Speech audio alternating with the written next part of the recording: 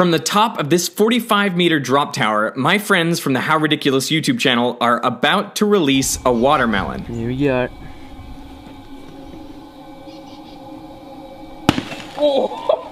In free fall for a full 3 seconds, the watermelon accelerates to over 100 kilometers per hour before smashing into the ground.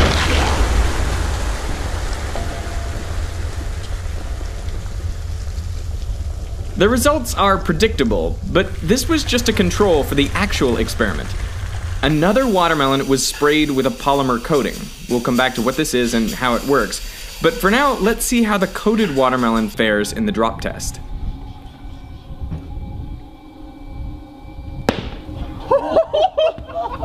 That's insane. Oh, you're kidding me. Instead of shattering, the watermelon bounces and remains intact. For the most part, anyway. Is it broken inside? Yeah. It is. It's definitely slushy. Even with an axe, the How Ridiculous boys can't crack this shell. How is it not? Ah! Oh, yes! Sure we can pull through that. Oh, look, it's actually... Oh! Look at the watermelon. It's intact. It's still a watermelon. Look at that. Oh, that's gross. That is amazing. It is pretty amazing that the watermelon could survive an impact at over 100 kilometers per hour. Yeah. So I went to find out more about the coating, called Line-X. It's a mess.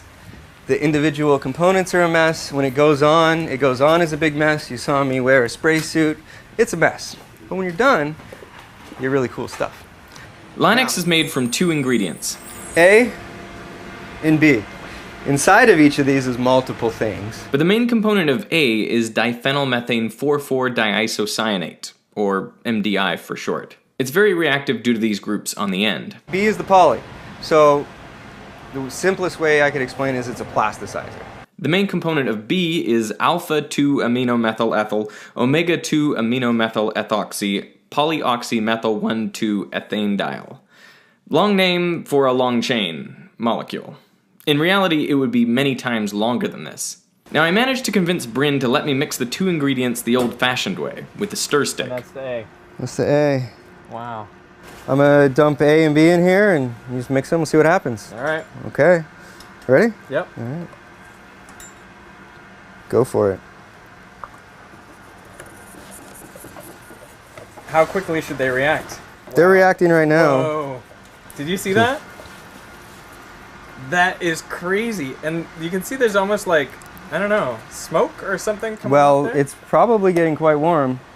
I guess I could have got the thermometer out for you. Whoa. Can you feel the bottom? Tell me. You tell me. Yeah, that's very hot. It's like the bottom of a hot... Ooh, very hot. cup of Very coffee. hot. Yeah. What's happening here is the molecules of A and B are reacting to form long chains. Where they join, they form a urea group, so the substance is called a polyurea. The structure of these chains is responsible for the properties of the coating. So it's hard because it's made of a tangled mess of molecular threads, but flexible because these threads can be stretched out and then snapped back into place. Things you learn doing the reaction this way are that it's rapid, only taking seconds to react, and it's exothermic. A lot of heat is given off as these bonds form. But this ball of Line-X isn't really useful for much, so how do you mix A and B to form an effective coating?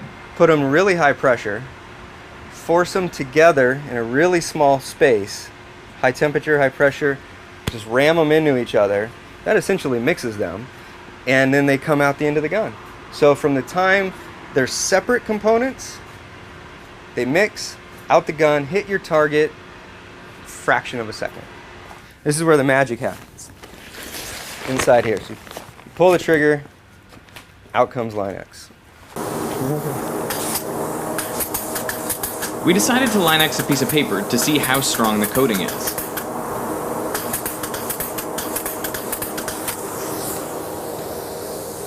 As you can see, it came out as a hot, high-pressure liquid. Okay, now... How hot is that?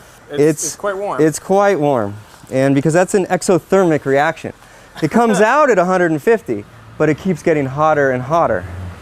You can probably rip it right now. I could rip it? Yeah, I think so. There you go. Okay. All right. Those two chemicals just keep kind of looking for each other, or looking for something, so to speak, until every last molecule's found a home or given up looking, and that could take a day or more. But there's plenty of opportunities to cross-link right now. So that's what it's doing, and that's where all the heat's coming from. Right. So it's already dry. I'm not going to get any on me. Yeah. It's already cooling back down. So we've done the vast majority of curing and cross-linking. Okay. Yeah, we're getting there, right? Yeah, we're getting there. It was harder. It was harder. So now we'll wait till some of this heat goes away. We're probably getting a good amount of curing going on. It is really tough to rip at this point. It's strong stuff. Yeah, no. That tensile strength will get you.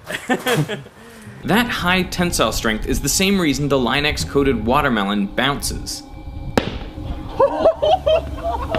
That's insane.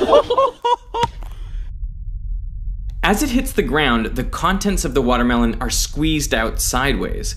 But the tangle of polyurea molecules pull together, preventing the rind of the watermelon from deforming too much and breaking apart. So the watermelon bounces instead of smashing. This type of coating is now used in the walls of the Pentagon, preventing exterior explosions from launching shrapnel into the building, the main cause of injury from explosions. And it's used in bulletproof vests to contain bullet fragments that could cause serious injury. All of this is pretty incredible for a substance invented as a truck bedliner. Yeah, come on down, bring your entire vehicle, anything but your cat. We'll Line-X it. Massive thanks to the guys over at the How Ridiculous YouTube channel. You know, they're the ones that launched that basketball off the dam that is my most popular video, and they have been doing some incredible experiments like bowling ball versus axe. So go subscribe to their channel. Go do it right now.